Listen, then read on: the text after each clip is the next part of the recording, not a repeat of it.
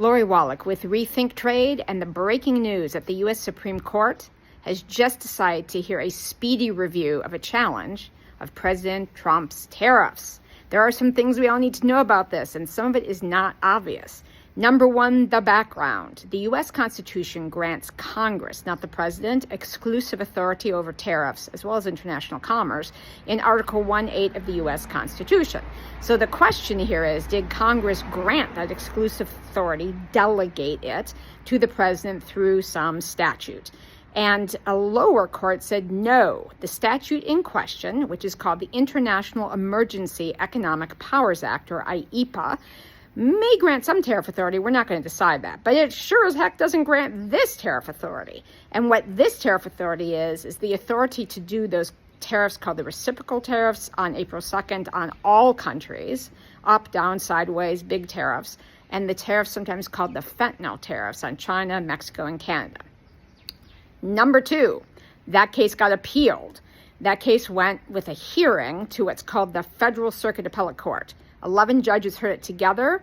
2 weeks ago, 7 of them said, nope, that statute IEEPA does not allow these tariffs. Once again, they weren't willing to say no tariffs under that statute, but not these tariffs.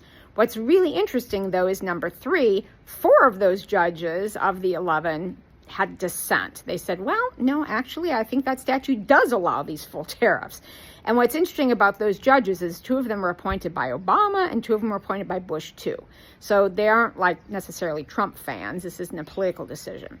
Those guys who dissented basically said, you know, here's the problem.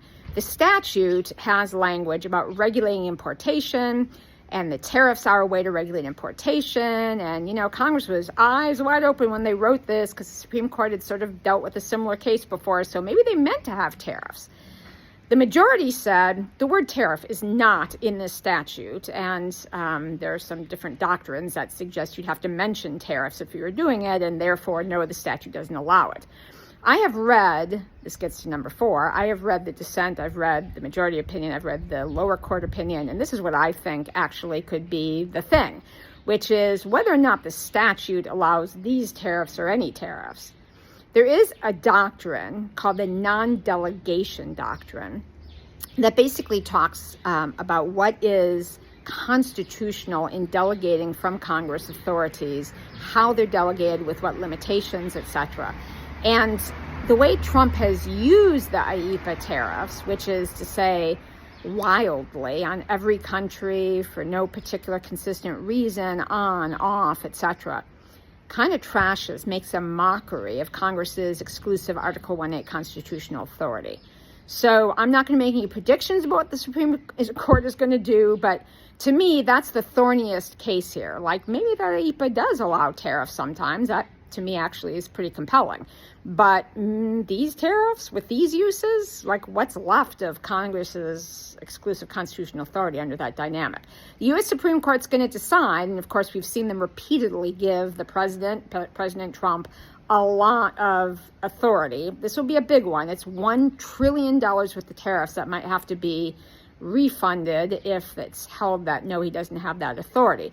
The administration says they'll use other kinds of tariff authority under different statutes. They'll put some tariffs in place for sure, but this totally flexible random use of this emergency statute, he declares an emergency, he can do unilaterally whatever tariffs he wants, is the big question. And then the final point is they are doing this super fast. So hearing in November, we are going to follow every detail. We'll keep you updated, but those are some things you got to know right away.